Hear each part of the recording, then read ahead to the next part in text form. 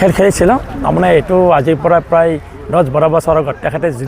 জুবিন একাদশ বুলি এটা ফুটবল টীম তৈয়াৰ কৰিছিলে আৰু তেওঁ বিভিন্ন ঠাইত এনেকৈ খেল খেলিছিলে গতিকে মই যেতিয়া সেই সময়ত মই ফুটবল ৰেফাৰী আছিলোঁ তেওঁৰ লগত এনেকুৱা ধৰণে 2-3খন খেল ৰেফাৰ কৰিছিলোঁ আৰু আজি মই তেখেতক আজি জন্মদিন হিচাপে এই খেলৰ এইটো উপহাৰ হিচাপে আনিছোঁ এই জোতা এযোৰ আছে এই হেৰি স্পৰ্টিং এটা পেন এটা আছে আৰু এই গ্লোভছ এযোৰ আছে পিন্ধাৰ কাৰণে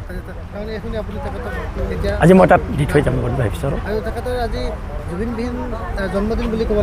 হয় হয়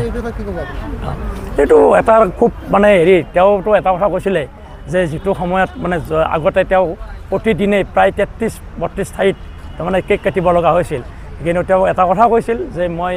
অহা বছৰ কিন্তু ক'ত থাকোঁ জন্মদিনত এইটো কিন্তু মই নিজে গম নাপাম গতিকে কথাটো কেনেকুৱা ধৰণে তেওঁ ভৱিষ্যতবাণী কৰি কৈছিল এইটো এটা আমাৰ মানে বেয়া লাগে কেতিয়াবা কাৰণে তেওঁ কিবা জানিছিল নেকি জীৱনত ভৱিষ্যত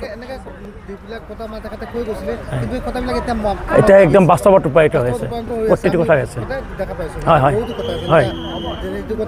হয় এতিয়া বহুত